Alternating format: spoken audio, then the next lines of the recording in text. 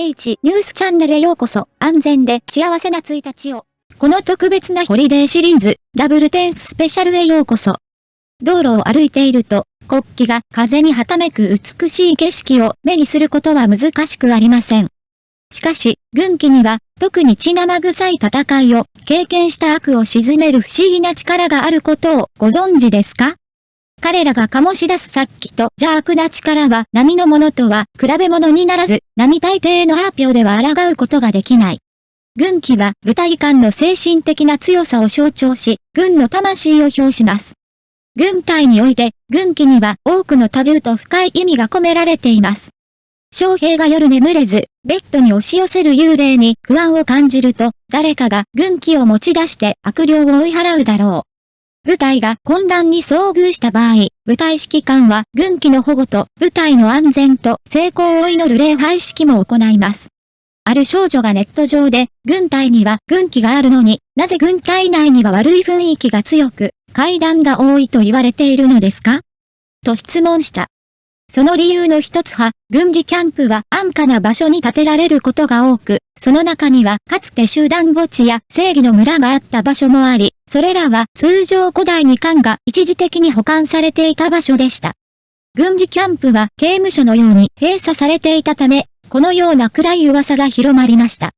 かつて軍の誰かが塹壕を掘り、従前骨の存在を発見したという噂さえあります。今日は軍隊における超常現象に関連した3つのストーリーを紹介し、番組の最後では軍旗の不思議な力をさらに掘り下げ、その謎を探っていきたいと思います。乞うご期待。これは共通の物語であり、物語の主人公はファン氏とチュウ氏です。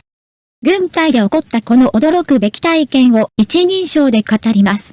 私たちは軍隊に到着したばかりで、集合すると上官から、夜間は私的に喫煙しないこと、4階に立ち入ってはいけないこと、射撃訓練中は最後のトイレに入ってはいけないことなど、一連の規則を課せられました。これらのルールは少し厳しいように聞こえるかもしれませんが、当時はあまり気にしていませんでした。寮に戻った分隊長から、普段は施錠され倉庫として使われている4階、伝説によれば信じられないようなことが起こったとのこと。私にとって、これは全て馬鹿げているように思えたので、あまり気に留めませんでした。しかし、時間が経ち、1泊2日の射撃訓練に参加することになりました。射撃練習中、急に中盤に乗りたくなったので、トイレへ向かいました。トイレのドアを開けると、最初の3つはかなり汚れていましたが、最後の1つは信じられないほど綺麗でした。それでも、入って利用することにしました。しかし、トイレを使っている時に、突然に違和感を感じました。誰かが話しているのが聞こえましたが、その声は少し聞き慣れないもので、中国語ではありませんでしたが、外国人労働者の訛りのようでした。私は興味深く尋ねました。それは誰ですか？突然声全体が消え私はトイレに行き続けました。しかしまた音声が戻ってきたのでよく聞いてみると日本語でした。彼の口調はまるで特定の言葉を何度も繰り返しているかのように少し弱々しく聞こえました。私はあまり気にせずトイレに行くことに集中していましたが、その時ドスンという音が聞こえました。私はびっくりして誰だと思いました。怒りのあまり、また殴ったら顔をクソで拭いてやる。と叫びましたがパンパンという音は続きました。私はとても腹が立ったので、急いでお尻を拭き、立ち上がってトイレのドアを開けました。その結果、私が見たものはモニターでした。私は怒って尋ねました。最後の部屋には行けないと言いませんでしたか？分隊長は冷静に答えました。分隊長に報告してください。私はそれを仕方がありません。そして彼は冷たく言いました。わかった、自分のことは大事にしていいよ。私は言葉を失いました。このまま終わるだろうと思っていました。一日中とても忙しかったので、寝る時間になった時、私は2段ベッドの一番上のベッドに横になりました。夜中何時だったのかわかりませんが、突然枕が引き抜かれるのを感じました。私は目を上げてこう思いました。私をからかっているのは隣のベッドにいる人でしょうか。立ち上がってみようとすると、全く動くことができず、目だけを動かすことができました。私はパニックに陥り、自分の位置が門に面していたため、自分の死が差し迫っていると感じました。目を動かしてみると、周囲が緑の霧に覆われているのが見え、その光景に唖然としました。私は絶望的だったので、それについて考え、思いつく限りのすべての神々に必死に祈りました。阿弥陀様観音菩薩エラワン仏様、アーメン仏様、助けてください。これ、ジレンマ。絶望していると、突然、鎖の音が、囚人に手錠をかけられるような、カタカタという音が聞こえました。その声は、遠くからゆっくりと私に近づいてきて、どんどん近づいてきました。足音と共に歓喜を感じ、心臓の鼓動がどんどん速くなりました。恐怖で目を閉じた私は、これは最後のトイレがもたらした不運なのだろうかと考えました。お願いです。死にたくないのです。突然音が消え、目を開けると緑の霧が消えているのが見え、安堵のため息をつき、神の祝福に感謝しました。ところが、その時、びっくりするような声が聞こえてきました。行進の音を聞いたことがありますか？まるで小さな軍隊が一斉に行進しているかのようだ。こんな奇妙な体験は信じられないので、幻覚を見ているのではないかと思い始めました。私は病気なのではないか、そしてこれらの奇妙な経験は私の心の中にだけ存在しているのではないかと思い始めました。そこで、私は震えながら頭に布団をかぶって、視界を遮ることを望みました。いつだかわからないが、本当にこのまま眠ってしまった。次の日目が覚めると、大勢の人たちがおしゃべりを始めており、多くの人が同じような経験をしていることに気づきました。彼らは、夜に上階から行進や訓練の音が聞こえたと述べ、トイレやドアの近くから緑色の霧が出てくるのを目撃した人もいた。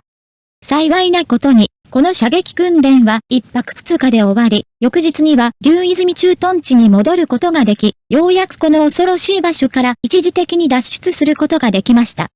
キャンプに戻った後、分隊長は私たちが射撃練習をした場所は引用門と呼ばれており、多くの人が同じような状況に遭遇していることを教えてくれました。射撃場の寮でモニターを見ていると、上級生が牛の頭と馬の顔を見ている写真があったと話した。したがって、私たちが聞いた足かせの音は、ゴズ馬の顔が犯人を連れ去る音である可能性が最も高いです。枕をむしり取られるという奇妙な体験については、班長から、できるだけ早く休暇を取ってお寺に参拝に行くよう勧められました。それで、休暇中にお寺に行きました。マスターは私に最近日本に行ったかどうか尋ねましたが、私はノーと答えました。するとマスターは私の後ろに日本兵がいると指摘しました。その時初めてトイレで言ったことを思い出しました。マスターは続けて言いました。しかも手には日本刀を持っていますが、幸いにもあなたは間に合ってくれましたが、そうでなければ悲惨な結果になるでしょう。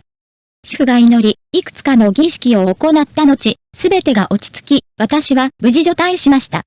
しかし、私の心の中には、トイレで聞いた日本語の意味は何だろうという疑問が常にありました。冥界のゴズ馬の顔は本当に存在するのでしょうか？これはすべて本当ですか？それとも嘘ですか？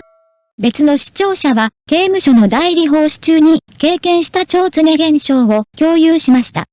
初めて刑務所に入った時、彼は新人として見張り番の列に1ヶ月間並ばなければならず、見張り塔で警備に立つ機会を待っていた。セントリータワーでの作業は比較的簡単で、照明をつけるために警察官が通りかかるかどうかに注意するだけで済みます。ただし、唯一の欠点は、セントリータワーに閉じ込められ、その人だけがいることです。階下の見張りブースにはドアを開けるための鍵があります。これは、囚人が監視塔に登って警備に立っている職員を攻撃するのを防ぐためです。クラスが引き継がれると、上級生は見張りブースの警備員のところにドアを開けるための鍵を取りに来ます。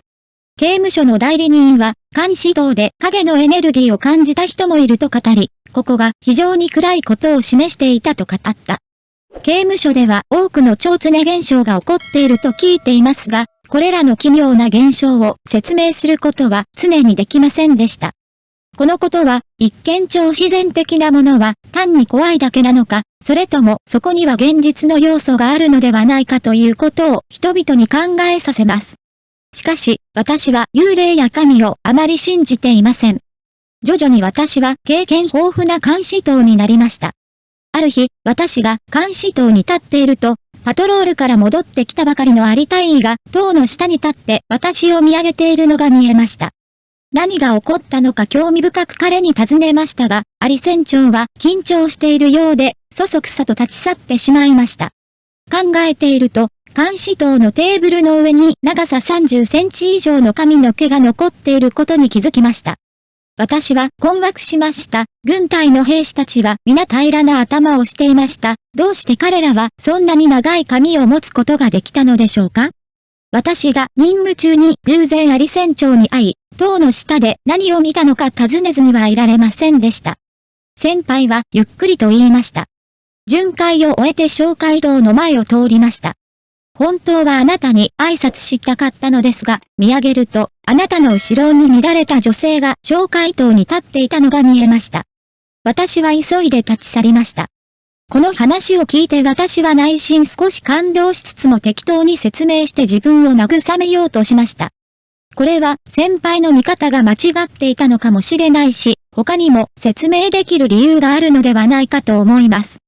しかし、その後の出来事を見て、私はまた考えさせられました。この経験により、私は二度と頑固になる勇気がなくなりました。夜中に警備をするのは本当に退屈で、刑務所内を巡回するのにかかる時間はわずか15分ですが、残りの時間は監視塔に座ってぼーっとしているだけです。夜の刑務所の雰囲気はホラー小説を読むのにとても向いていると思うので、勤務中はこっそりホラー小説を読んでみるのが好きです。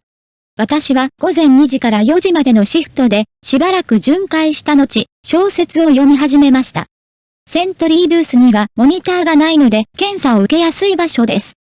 怠惰な時は警官がチェックに来ていないかどうかを確認するために5ケラ10分ごとに顔を上げてから小説を読み続けました。その時、私は小説のプロットに深く関わっていたのですが、突然誰かが私の背中を強く刺したような気がし、即座に恐怖のあまり飛び上がったように感じました。もう終わったと思った。小説を読むのに夢中になりすぎて、司令官が見張りに来たことに気づかなかった。私は死んだ。誰だろうとすぐに振り返ったが誰もいないことが分かった。慌ててポストから飛び出し、左右を見回しましたが、誰もいませんでした。約3秒後、突然、刑務所内のすべての街灯がパチンと音を立てて消え、さらに3秒後、突然刑務所内のすべての街灯が点灯しました。その瞬間、目の前にはっきりとした人型が現れた。今度は女性の幽霊ではなく、男性の幽霊だと確信しました。その姿形は明らかに男性で、私は恐怖のあまり足に力が入らず、床に倒れ込んでしまいました。さらに3秒後、イエスは突然消えました。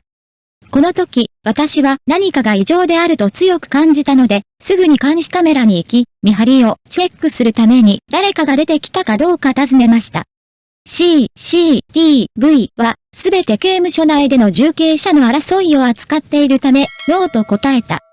私が今街灯は正常だったかどうかをもう一度尋ねると、監視カメラは私が床に座っているのが見えたこと以外は全て正常であることをモニター画面に示していたと答えました。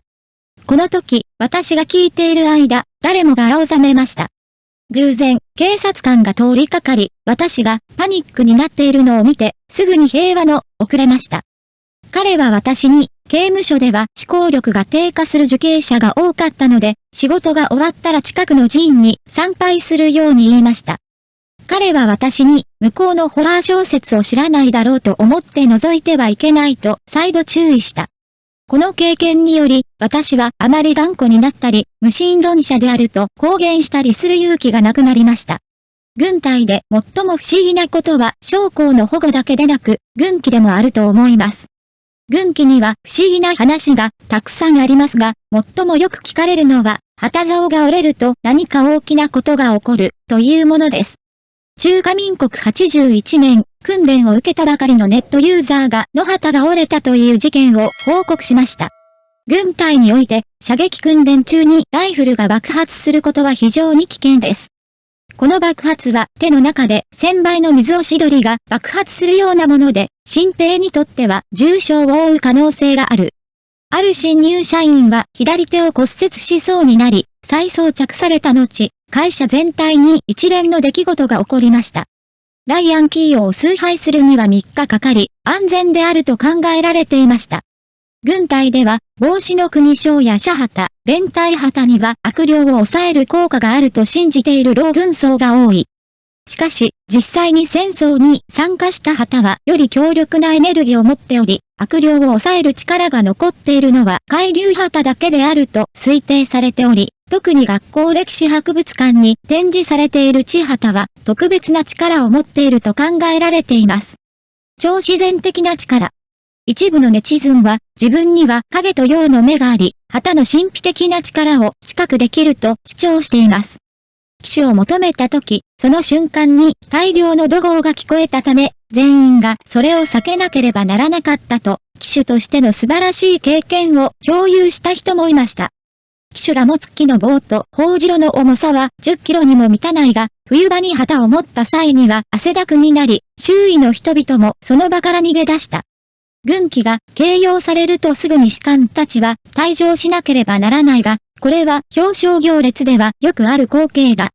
このため、軍旗は軍隊において極めて神聖な象徴とされています。おそらく最も驚くべきことは、第二次世界大戦中の日本の連隊旗の話は印象的です。この時、日本の連隊旗を掲げた者は一人も捕らえられなかったと言われている。ある時、連隊が敵に包囲され全滅した時、日本はその連隊の旗を救出するために急ぐためだけに追加の軍隊を動員した。日本軍には陣地を維持できなくなった場合には連隊旗を燃やす儀式を行わなければならないという規則があるからだ。この厳格な規則により、戦争全体を通じて軍旗は1枚も捕獲されなかった。しかし、このルールの理由は依然として謎のままです。軍旗を守るために日本軍も救援に増派したという話もあり、当時の軍旗の価値が非常に高かったことがわかります。この種の物語の背後には、さらに知られていない歴史的背景があるかもしれません。軍旗に関する他の魔法の話を聞いたことがある場合は、ぜひみんなと共有してください。個性の歌唱力に関して言えば、彼女が確かにとても上手であることは知っています。今日のプログラムはこれで終わりです。皆さん、楽しい休暇をお過ごしください。もっと超自然的な話に興味がある場合は、メッセージボックスで共有してください。また次回お会いしましょう。